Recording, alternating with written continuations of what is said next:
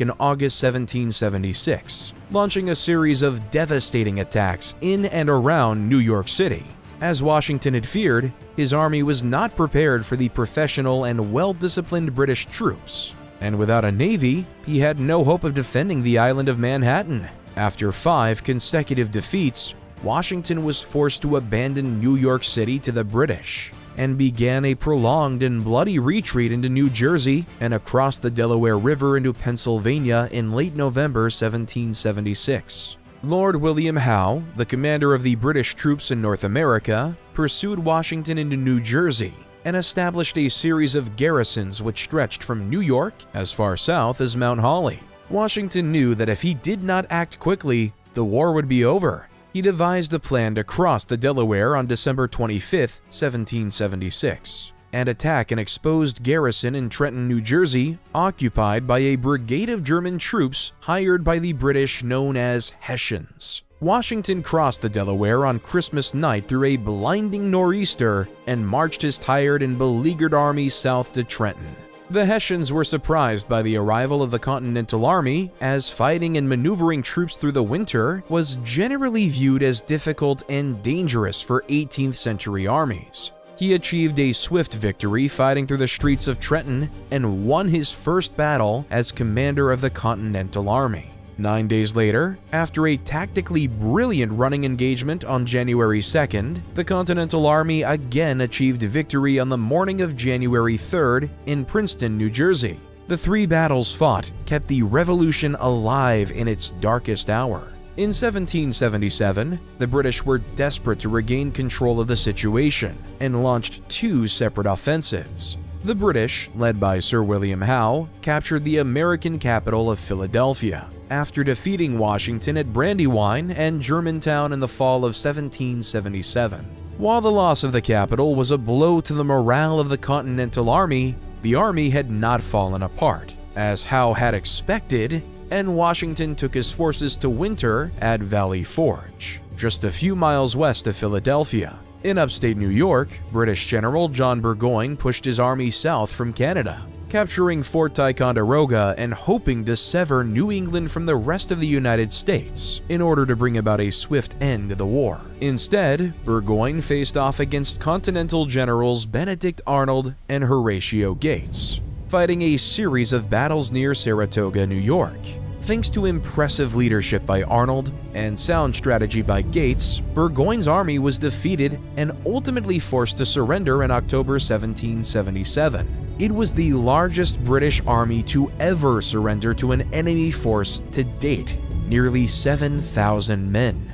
The British surrender at Saratoga, paired with the twin victories of Trenton and Princeton from the previous winter campaign, convinced the French that this new country, these United States, did indeed have a chance of winning the war. Eager to get revenge after a century of losing to the British, the French declared a formal military alliance with the United States, declaring war on Great Britain and legitimizing the Declaration of Independence in one fell swoop.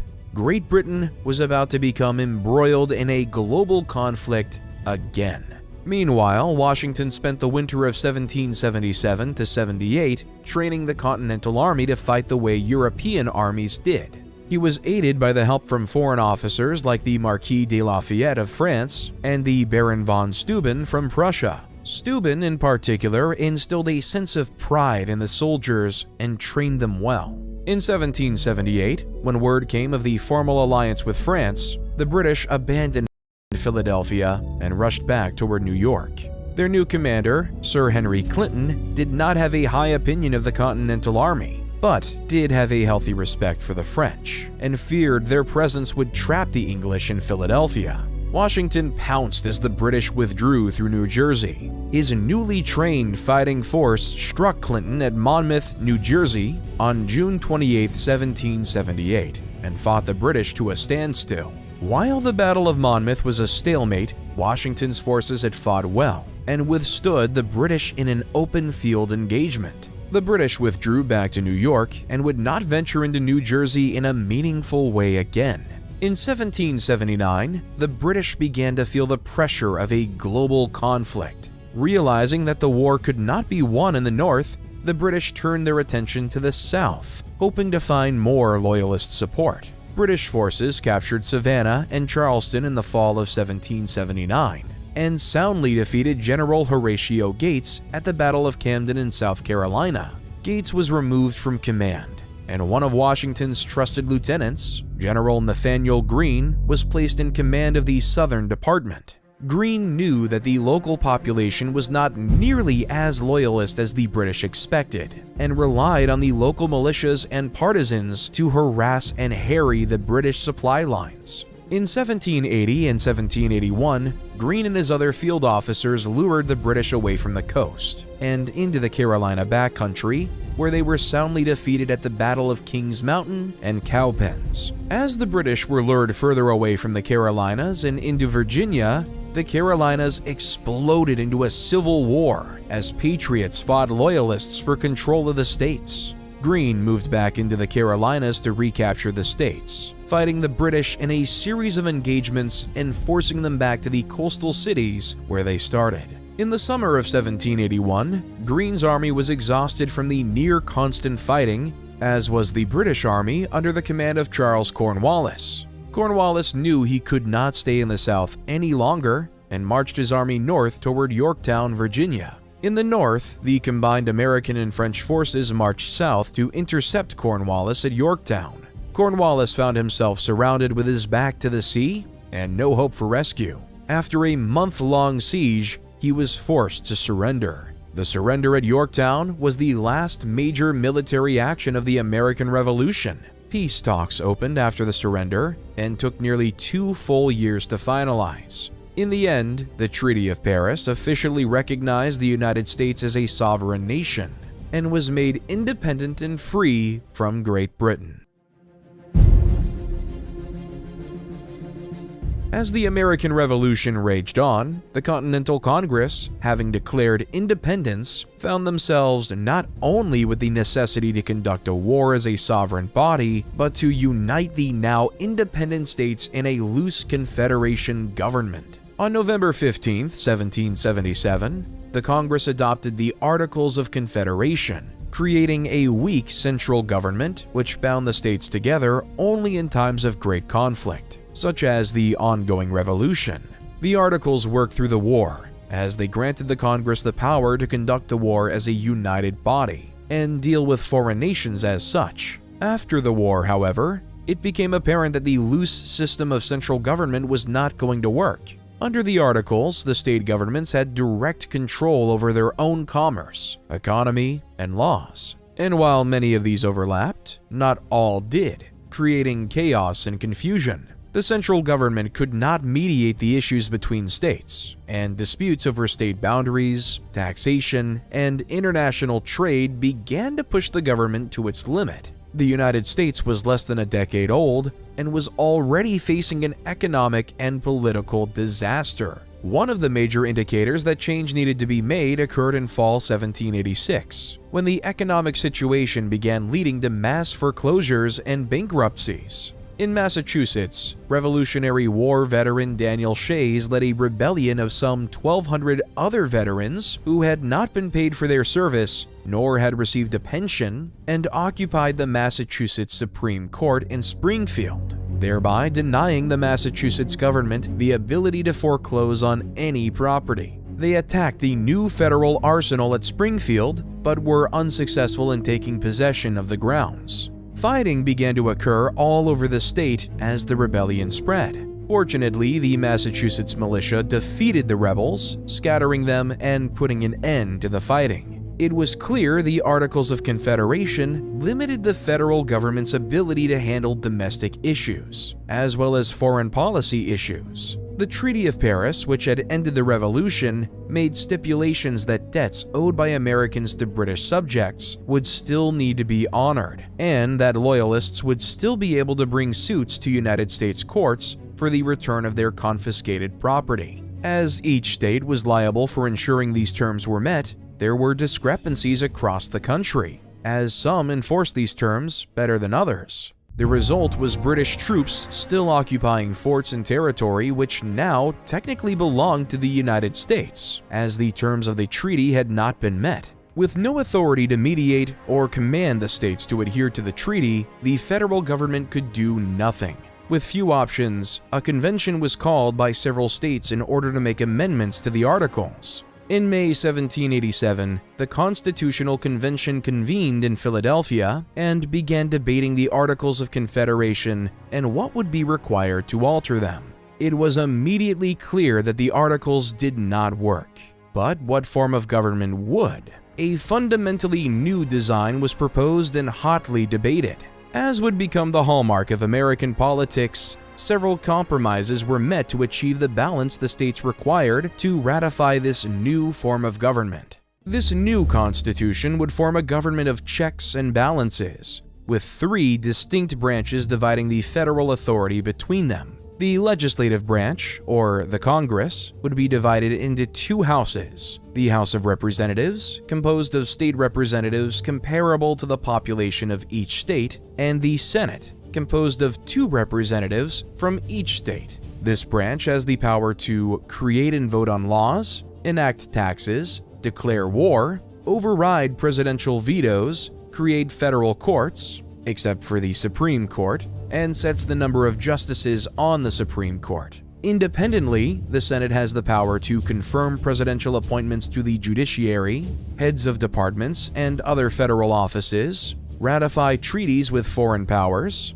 remove impeached officials from office. The House of Representatives has the power to impeach federal officials, including the president. The executive branch would be led by a president, elected by an electoral college, who would be vested with the power to execute, enforce, or veto federal laws, appoint federal officers, grant pardons, and act as the primary role in all matters relating to foreign policy. As the commander-in-chief, it was also the role of the president to lead the military forces of the United States at the direction of Congress. The third branch, the judicial branch, would consist of a Supreme Court, appointed by the president and approved by the Congress. The Supreme Court is responsible for the interpretation of the laws passed by Congress and acts as the final ruling on matters of legality. In a later Supreme Court case, Marbury v. Madison, 1803, the Supreme Court added the determination of which laws of Congress are unconstitutional.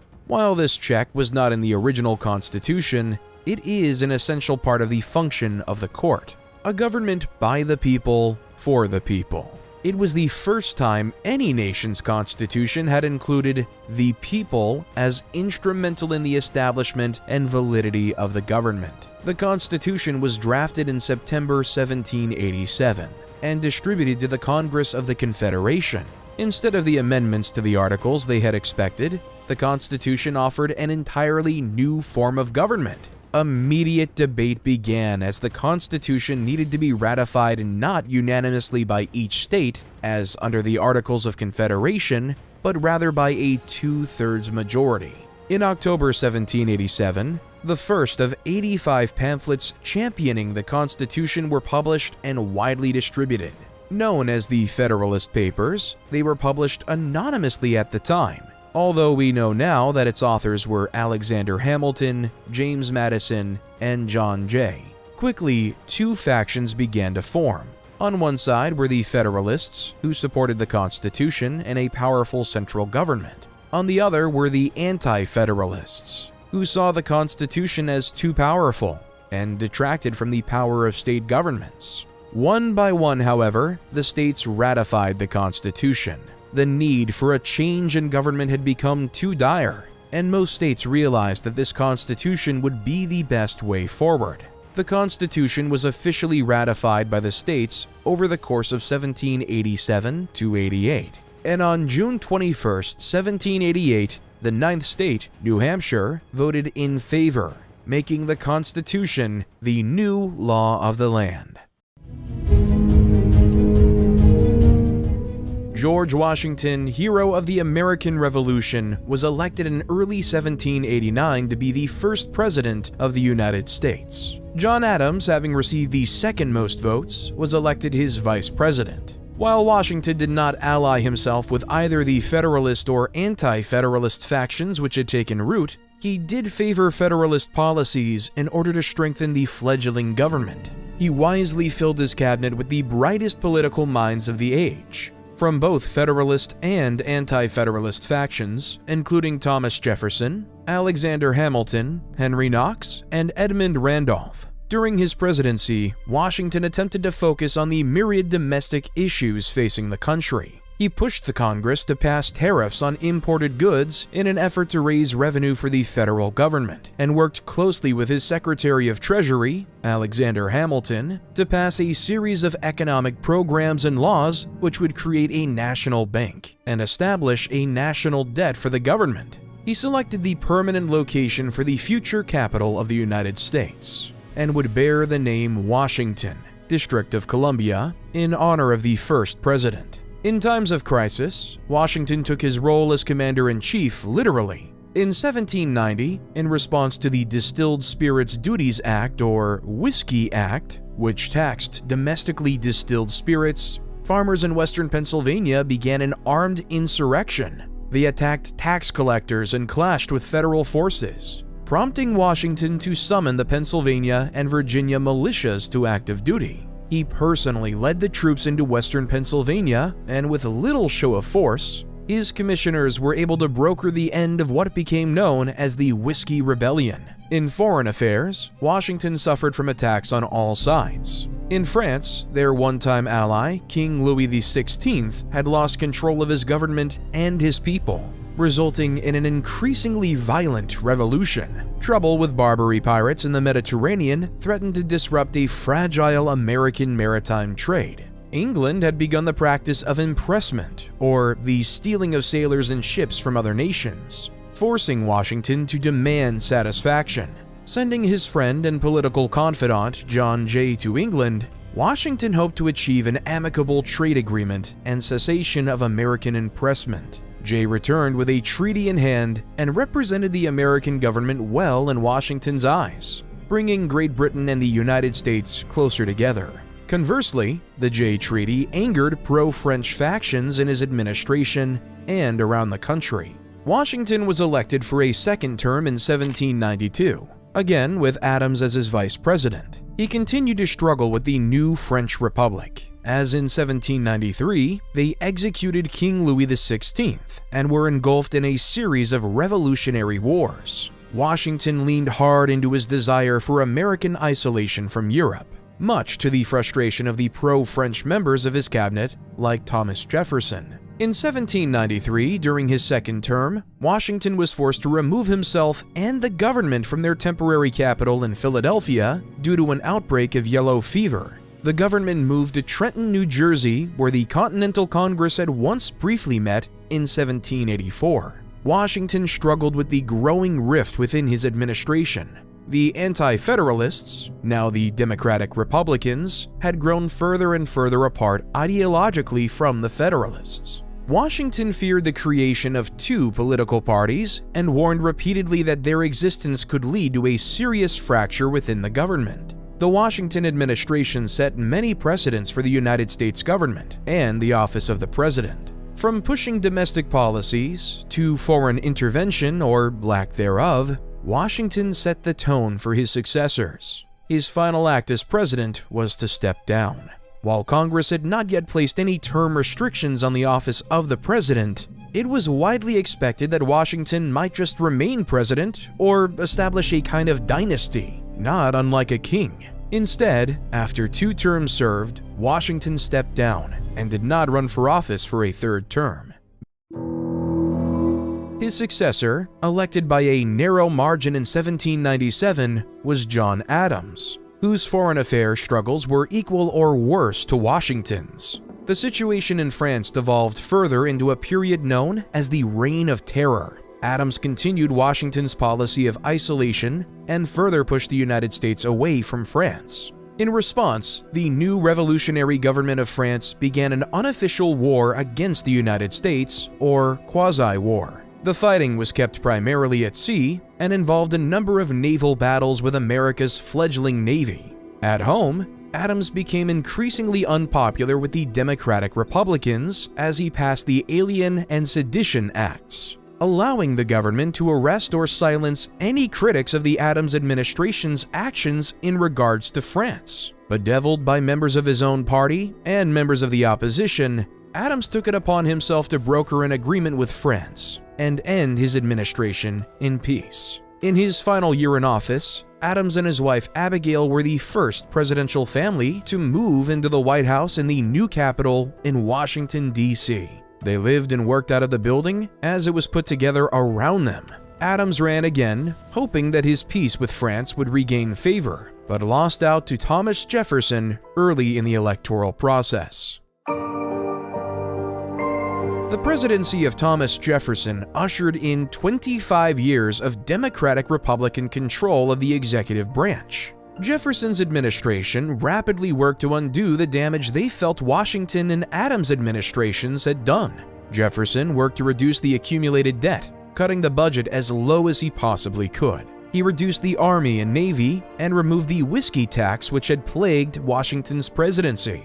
Like Washington and Adams, Jefferson had to contend with piracy in the Mediterranean. He employed an American naval squadron to soundly defeat the Barbary pirates and force them to capitulate. Unlike his predecessors, Jefferson actively worked with the new French government, now under the control of Napoleon Bonaparte. Bonaparte, looking to make quick cash and to offload some old colonial holdings, sold the Louisiana Territory to Jefferson's administration in 1803, opening an entirely new frontier for Americans. The following year, Jefferson employed the Corps of Discovery, led by Captain Meriwether Lewis and Lieutenant William Clark, to mount an expedition up the Missouri River and over the Continental Divide. Their goals were to map the new territory, to find a practical route across the western half of the continent, and to establish an American presence in the West before Europeans got the chance to claim territory. Aided by a Shoshone woman named Sacagawea who served as an interpreter, the party made contact with over 70 Indian tribes, produced 140 maps, and documented more than 200 new plant and animal species.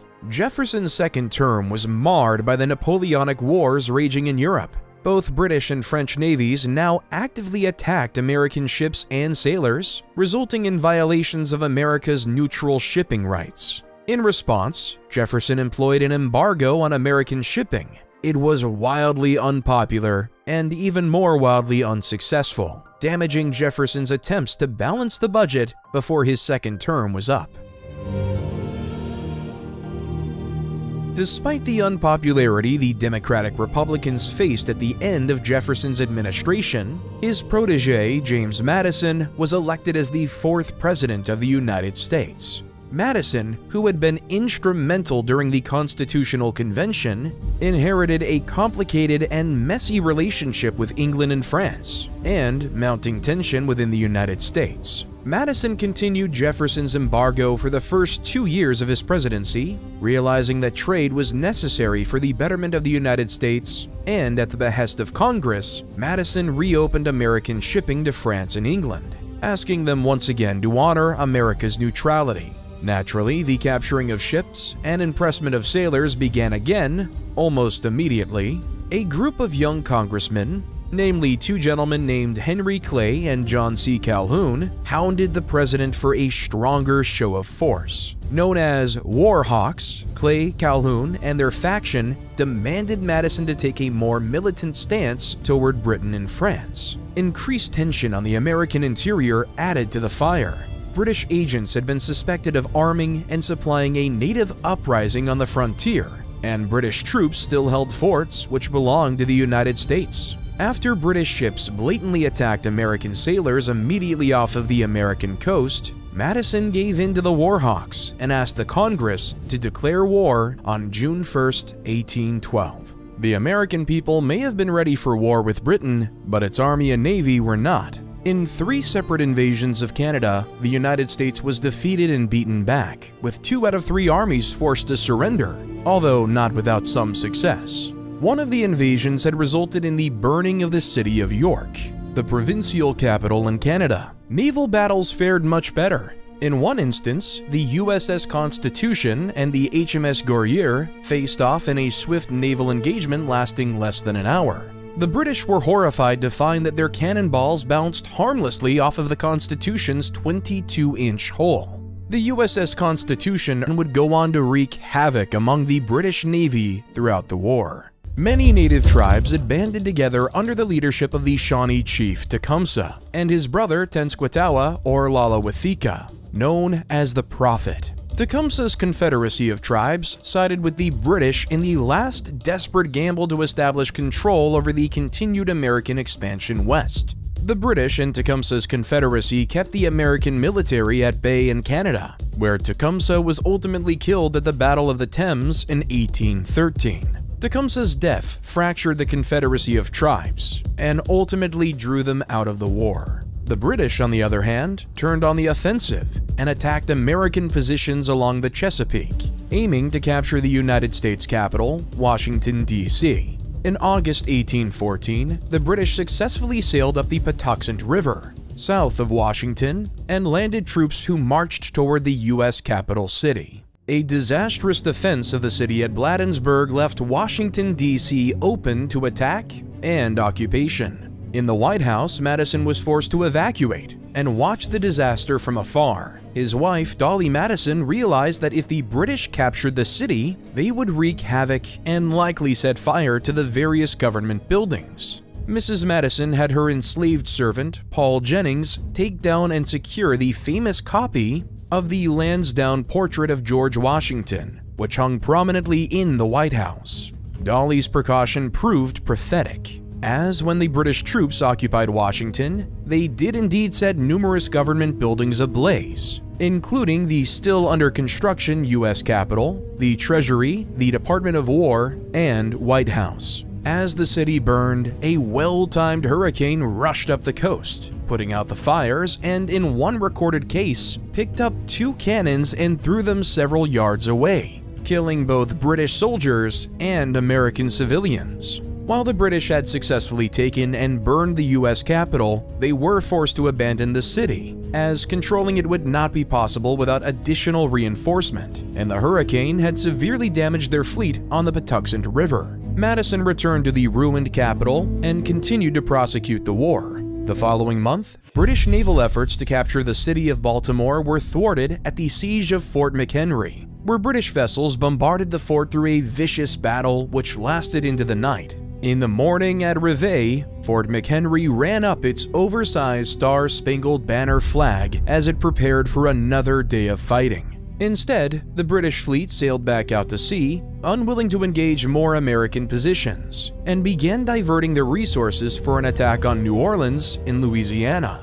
The siege of Fort McHenry and the sight of the oversized American flag on the morning of September 14, 1814, inspired American lawyer Francis Scott Key to pen a poem titled The Defense of Fort McHenry. The words of the poem, set to the tune of an old British drinking song, would go on to become the national anthem of the United States, the Star-Spangled Banner. The British made one last attempt to make an offensive effort into the American mainland near the city of New Orleans in Louisiana. Hoping to get control of the Mississippi River, British forces landed several miles south of New Orleans and attempted to march on the city. The defense of the city was organized by a fiery commander named Andrew Jackson, whose hodgepodge assembly of defenders included pirates, militia, free blacks, and regulars. In January 1815, unaware that the United States and England had concluded negotiations for a peace treaty in December 1814,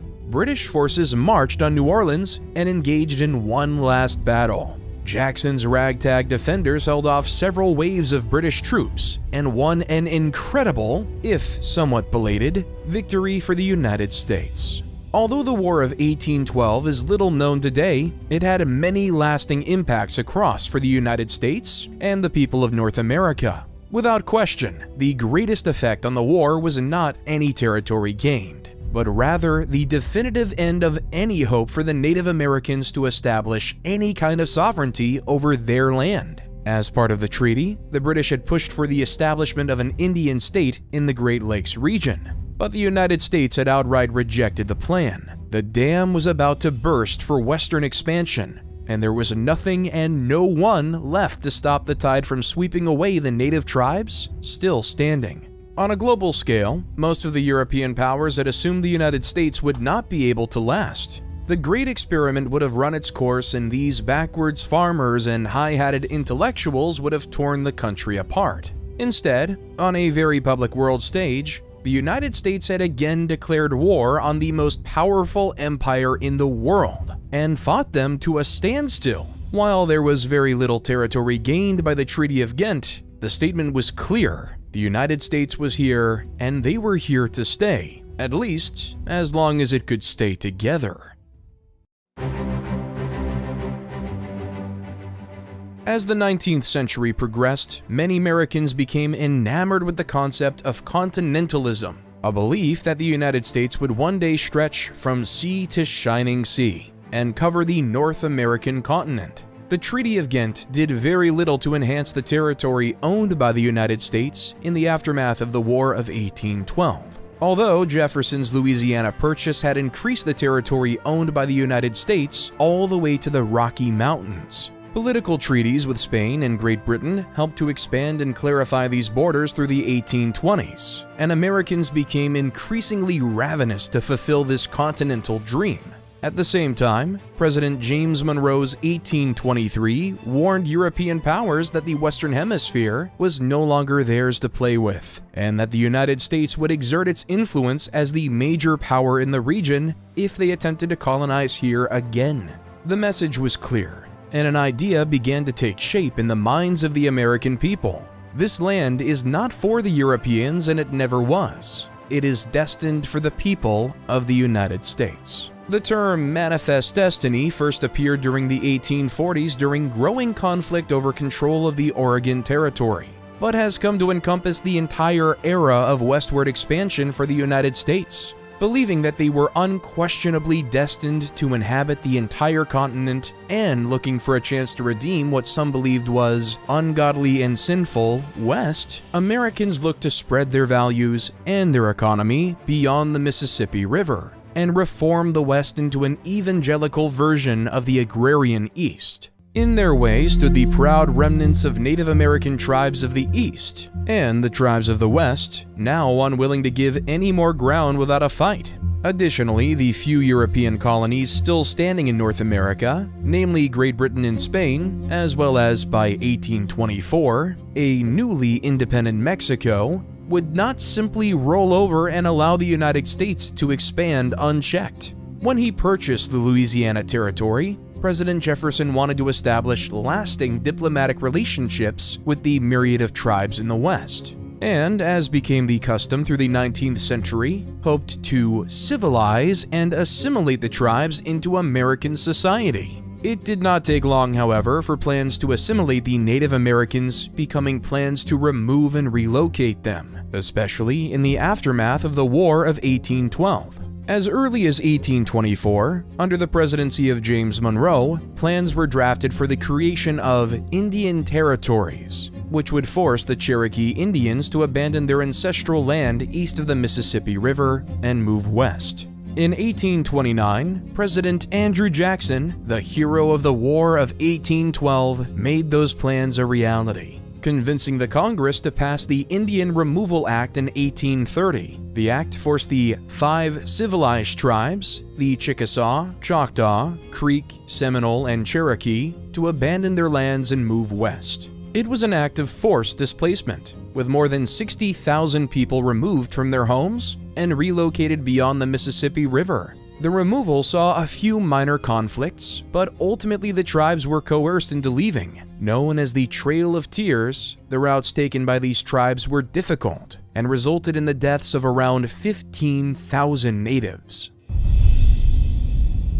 Pioneers made the journey westward to farm, mine, and ranch, often finding the land inhospitable and dangerous. During their journeys, they faced skirmishes with Native Americans, diseases such as cholera and typhoid fever, punishing winters without food, and other hardships. About 70,000 members of the Church of Jesus Christ of Latter-day Saints emigrated to the Salt Lake Valley from their homes in Illinois beginning in 1847, known as the Mormon Exodus. hundreds of thousands of emigrators used the Oregon Trail, a 2,000-mile route from Independence, Missouri to Oregon City, Oregon.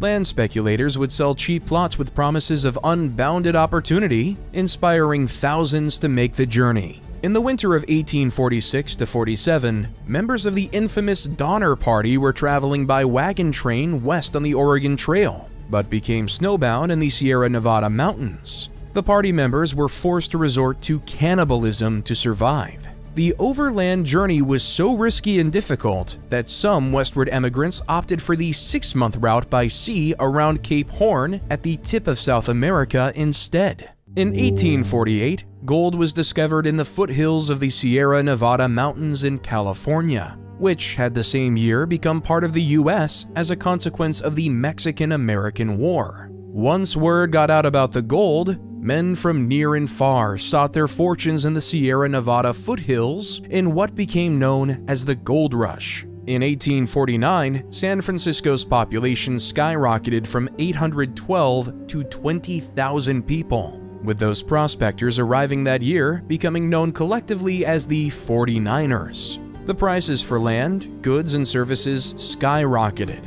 People stood to make more money selling those goods and services to prospectors than from actually mining for gold. Because men outnumbered women in these towns greatly, traditional women's work like washing clothes and cooking became highly in demand, and therefore highly profitable. Nevertheless, actual gold was certainly found. The rush produced on average 76 tons of gold per year. And by the end of the 1850s, it was estimated that $550 million worth of gold had been mined, worth about $187 billion in today's dollars. The thousands who had moved west needed fast mail service for letters and news from the east. While several mail carriers over the Rocky Mountains existed, the most famous was the Pony Express. Founded in 1860, the service used relays of horse-mounted riders riding at breakneck speed, day and night, to carry mail between Missouri and California, which it could do in about 10 days. It only operated for 18 months before the first transcontinental telegraph was established in 1861, but it was vital for connecting the new state of California with the rest of the U.S. As Americans began to settle west, more conflicts with the existing Native American tribes led to further violence, and the United States military became nearly permanently quartered in various forts across the Midwest and along the West Coast. The Texas Territory in the American Southwest had been ceded to Spain in the 1810s. But following the Mexican War of Independence in 1821 and the official formation of the Mexican Republic just 3 years later, the territory became part of Mexico. Texas was far away from the center of the Mexican government in Saltillo and had fewer than 4,000 people living across the vast territory. Looking to increase immigration to the state and hoping the subsequent rise in population would deter Indian raids, the Mexican government offered cheap land and considerable financial benefits for those who would take residence in the state. Many of those who immigrated came from the American South and brought with them the culture and mentality of the region, including slavery. In 1829, Mexico abolished slavery, and after the Anglo citizens nearly revolted, the Mexican president also banned any further immigration to Texas by citizens of the United States. In Texas, the Anglo citizens ignored the laws and rapidly began to outnumber the Mexican-born population in the state. When, in 1834, Antonio Lopez de Santa Anna led a successful coup of the Mexican government, the Texans were initially pleased as Santa Anna quickly undid many of the acts and laws of his predecessors. However, Santa Anna went much further and disbanded the political bodies of each of the Mexican states, imposing a dictatorship over the country. In 1835, with support from both the Anglos and Tejanos populations, the Texans rebelled, looking to secure independence from Mexico. In late February 1836, the most famous battle of the Texas Revolution began with the siege of the Alamo Mission. Defended by fewer than 300 Texans, the walls of the mission had been turned into a makeshift fort. Its defenders included Colonel William Travis, James Bowie, and former U.S. Congressman and folk legend Davy Crockett. The Texans were surrounded on all sides and besieged for 13 days by Santa Anna's army before the final night attack on March 6, 1836. The battle was brutal, and Santa Anna ordered for there to be no prisoners taken. The handful of prisoners who managed to survive the massacre were executed as well. The Battle of the Alamo became a rallying cry for the Texans still fighting, and fueled the Texas Army in the weeks which followed.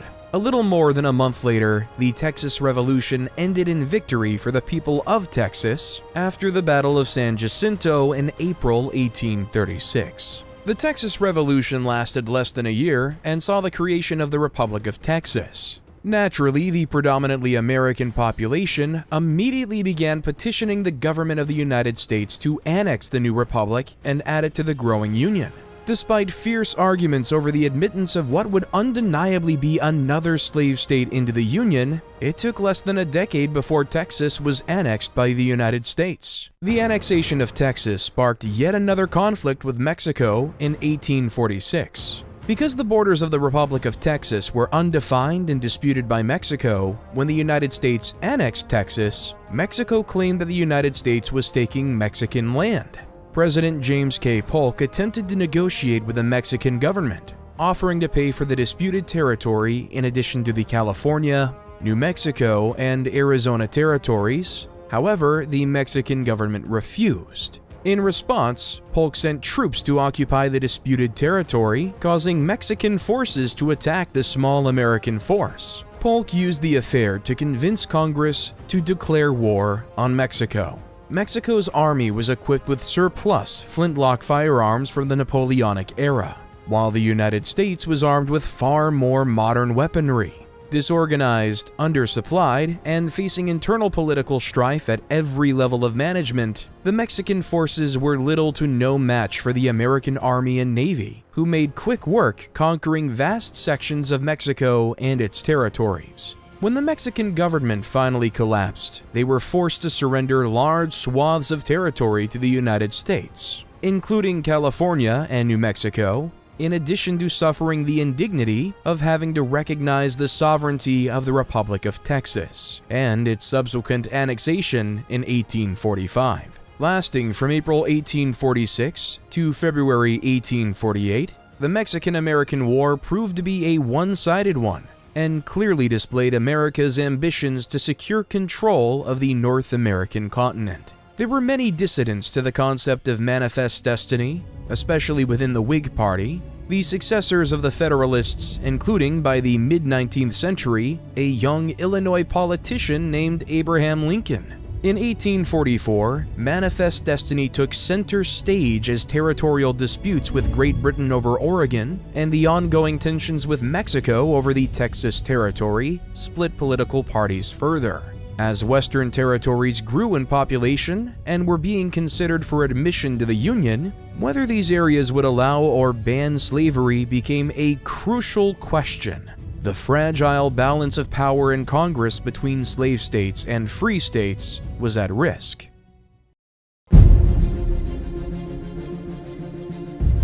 Since the first African slaves arrived in Virginia in 1619, the institution of slavery had grown more and more ingrained in the culture and economy of the United States, particularly in the South. While the United States government had abolished the slave trade in 1808, it had introduced a form of chattel slavery within its borders, ensuring generations of African Americans remained working. While there had been a few slave rebellions across the United States in the early 19th century, including Nat Turner's 1831 rebellion, none had succeeded.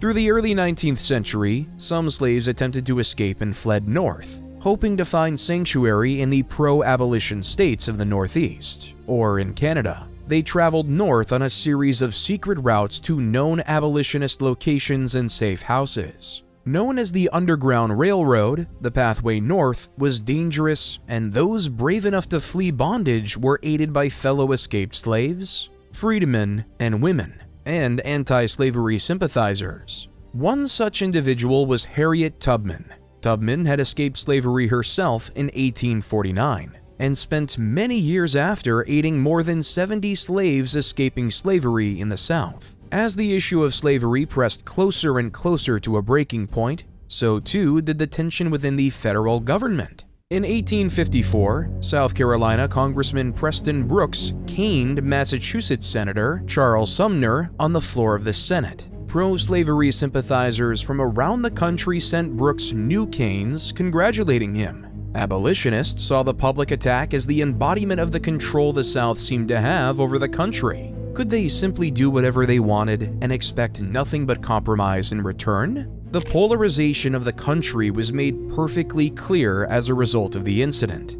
It had taken years of agreements and compromises to come to this stalemate.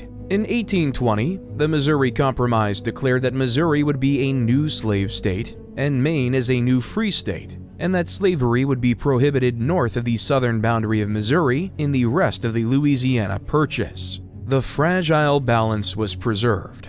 Texas joined in 1844 as a slave state, and Oregon was admitted in 1846 as a free state. When the U.S. won more than 1 million square miles of territory from Mexico as a result of the Mexican-American War in 1848, volatile debate occurred over whether the new territories would allow slavery. The U.S. gained all of present-day California, Texas, Colorado, Arizona, New Mexico, Nevada, and Utah as a result of that fight. The resulting agreement said that California would be a free state, and the slave trade, but not slavery, would be abolished in Washington, D.C. But a new Fugitive Slave Act would enable Southerners to reclaim runaway slaves who had escaped across borders to free states. The agreement allowed the rest of the areas to determine for themselves whether to allow slavery. In 1854, two new states, Kansas and Nebraska, were set to be established in the Louisiana Purchase area.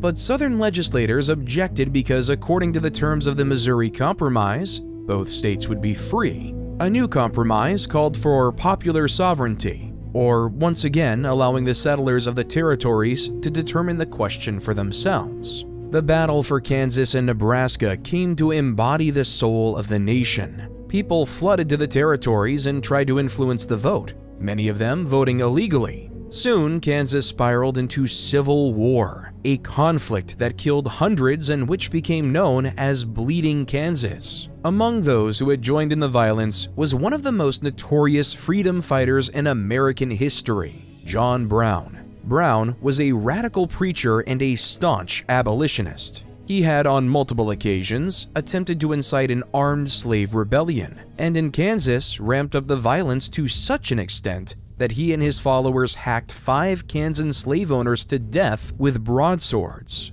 Brown then began planning a raid on Harper's Ferry in Virginia, hoping to once again inspire the enslaved peoples of the South to rise up against their oppressors. He planned on capturing the armory and arsenal in Harper's Ferry, in addition to the rifle factory, in order to arm his rebellion. Brown's raid commenced in October 1859 and was swiftly put down by the United States Army. The U.S. forces, led by a young colonel named Robert E. Lee, quickly surrounded the engine house Brown's men had occupied, and after Brown refused to surrender, took the building by force. Brown was tried and executed for treason by the state of Virginia, and in so doing became a martyr for anti-slave forces around the country. Brown's raid on Harper's Ferry was a defining moment for the country. It seemed now inevitable that there would be some great conflict to decide the fate of the nation. The election of 1860 was the final straw for the South.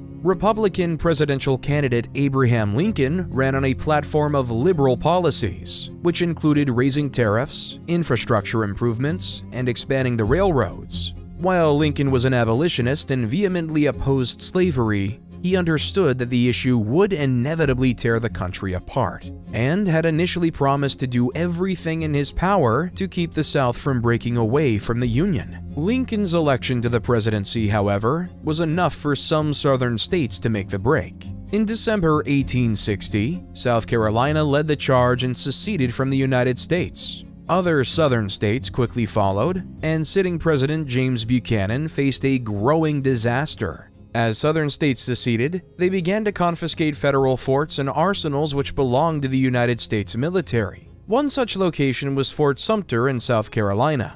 President Buchanan had been unwilling to resupply the garrison, and when Lincoln took office, he faced a near impossible decision. Lincoln, unwilling to surrender an American fort to the rebels or recognize their authority, sent a letter to the governor of South Carolina informing him that a ship carrying food but no ammunition would attempt to resupply the fort. This allowed Lincoln the satisfaction of knowing that if the South fired on the fort, they would be the aggressor in any conflict, and if they did not, he would have made strides in negotiating with the rebels, as well as holding the fort. It was not to be. On the 9th of April, Confederate President Jefferson Davis ordered General P.T.G. Beauregard to take the fort before the supplies would arrive.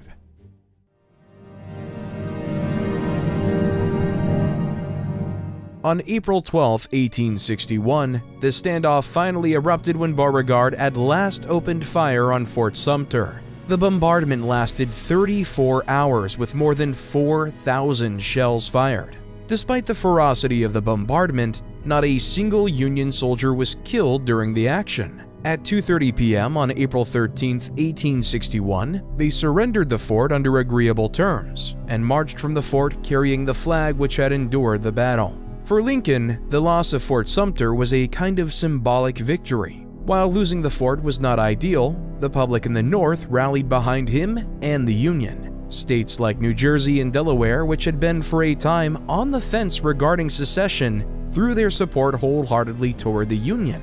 Lincoln used the momentum carried by the battle to call for 75,000 volunteers willing to help restore order in the South and return the secessionist states to the Union. The North answered the call, and in days, the ranks were beginning to fill. In Ohio, so many men volunteered that they could have met the full 75,000 volunteers on their own. In the South, the victory at Fort Sumter did less to inspire a call to arms than did Lincoln's call for volunteers. The call for 75,000 volunteers triggered the secession of 4 additional states: Virginia, Tennessee, Arkansas, and North Carolina. To the South, it was clear that Lincoln planned to use the federal government to coerce them back into the Union by blood. In the North, it was clear that the South had violated the Constitution by seceding, and it was within the power of the federal government to take back the states. Again, the question of the power of the government created great consternation and powerful opinions from both sides. Amidst it all remained the question at the heart of the war: slavery. It was clear now to the leaders of the rebellion that if Lincoln had the power to raise an army of volunteers to return the states to the Union, he could use that power to end slavery in the United States for good. If the Confederacy did not achieve victory early on, there was no chance of success for them in the long run. A protracted and costly war may wear down the North eventually, but the South did not have the means to conduct such a conflict, nor would they survive if they did. General Winfield Scott, the veteran of the War of 1812 and the Mexican-American War, was given command of Union forces at the onset of the war. Scott was an excellent tactician, although his experience on the battlefield was outdated. He implemented a full-scale naval blockade of the South known as the Anaconda Plan, which he hoped would help hasten the end of the war by choking the South of the many resources it would need to run the war. However, goods were still making their way into the South through Texas. The Union had a clear view of their strategic goals from this point forward. In the East, defeat the Confederate Army in the field, capture major coastal cities along the East Coast, and capture the new Confederate capital in Richmond, Virginia. In the West, capture major cities and forts along the Mississippi River, and cut off Texas from the rest of the South. For the South, the path to success was on the battlefield. There was no way in which the South could match the North in terms of industry, manpower, or naval power. Aid could come in the form of help from Europe, but France and England had abolished slavery decades prior and would never meaningfully commit to the South during the conflict. This meant that the Confederates needed swift and decisive victories against the Union, possibly on Northern soil. If the cost of war was too high, the Peace Democrats and more moderate Republicans in Congress might pull the Union out of the war. In the Eastern theater of the war, early Confederate successes kept the rebellion alive, as a revolving door of Union high commanders continued to plague the Federal forces. Confederate General Robert E. Lee, who had declined command of Union forces at the war's outbreak in favor of supporting his home state of Virginia, emerged as the tactical and logistical genius behind the survival of the Confederate Army of Northern Virginia. Lee kept the cause of the Confederacy alive, as long as his army was in the field, and responded effectively and swiftly to the often cumbersome and uncertain Union forces he opposed. In the West, Union General Ulysses S. Grant emerged as the best chance for the North's success. Grant waged a series of incredible campaigns against his opponents in the West, and managed to take control of the Mississippi River, putting a wedge between Texas and the other southern states. Grant's greatest victory in the West came with the Siege of Vicksburg, ending in July 1863. At the same time, General Lee had invaded Pennsylvania in the east with the intention of breaking the spirit of the North and forcing Lincoln to surrender. Instead, he was soundly defeated at the Battle of Gettysburg by Union General George Meade. Between Lee's defeat at Gettysburg and Grant's victory at Vicksburg, the high tide of the Confederacy was over. In 1862, after the Battle of Antietam, Lincoln issued the Emancipation Proclamation, claiming that slavery was abolished within those parts of the country which had rebelled against the Union, and allowed the Union Army to take on any slaves found in the South and bring them north. Lincoln and the War Department authorized the raising of black troops, known as colored troops, during the Civil War. While the war had begun for Lincoln as a means to reunite the country, as it progressed, he struck at the heart of the conflict and shifted the war goals beyond simply a return to the status quo. Lincoln believed slavery could not and would no longer exist within the borders of the United States, and organized his party to begin working on amendments to the Constitution to make it so. Grant was given command of the entire Union Army and was moved to command the Eastern Theater of the war. He left General William Tecumseh Sherman in command of the Western Theater, and the two began to prosecute total war against the South. Grant threw his army repeatedly at Lee, forcing engagement after engagement. While Lee did win several battles, they were battles he could not afford to fight. And even when Grant lost, he moved swiftly, unlike his predecessors, and immediately got back into the fray. In the West, Sherman moved south, cutting through the South toward Atlanta, Georgia, leaving a path of devastation in his wake. Atlanta was burned as Confederate forces fled before Sherman's army. Unable to stop the Union juggernaut, Sherman marched his armies to Savannah by Christmas of 1864 and presented the captured city to President Lincoln as a gift. In spring 1865, Lee was finally defeated for the last time at Appomattox Courthouse and surrendered to Grant on April 9, 1865.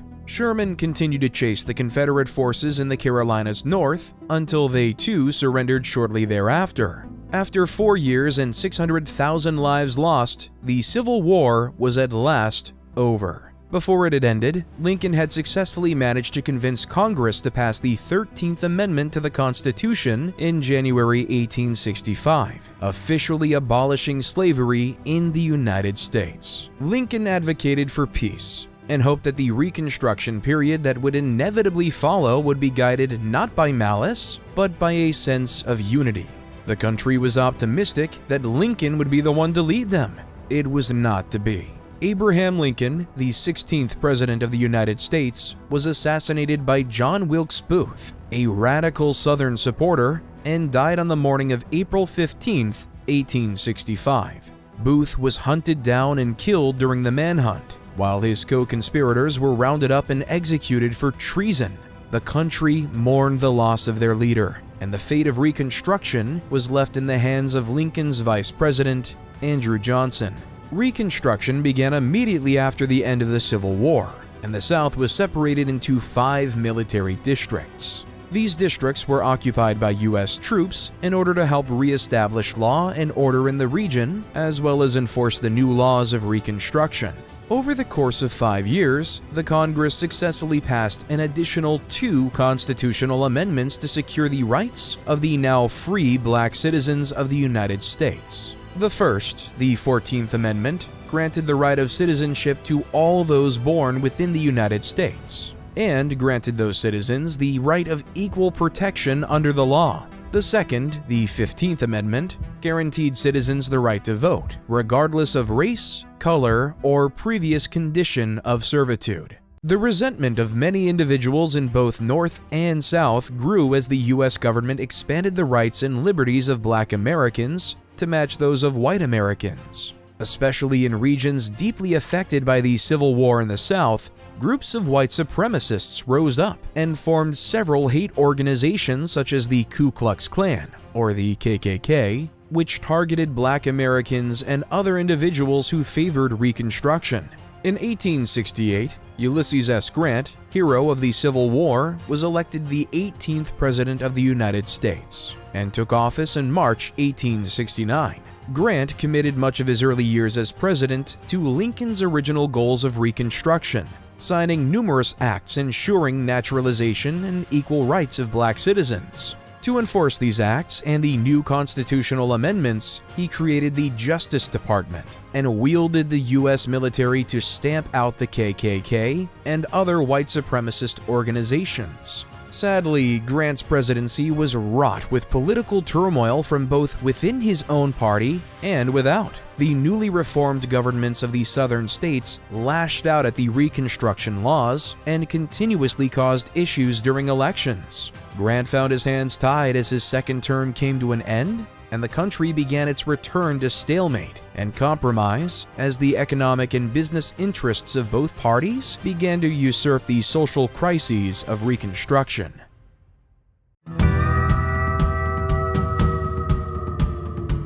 With the end of the American Civil War and the question of slavery at last resolved, many people within the United States continued the exodus out west in the footsteps of the early 19th century pioneers. With the territories along the West Coast fairly well established and a growing number of cities dotting the Midwest, moving away from the chaos of the East Coast and the memory of the war was appealing. Access to the West had only grown over the course of the mid-19th century, with the introduction of the Transcontinental Railroad.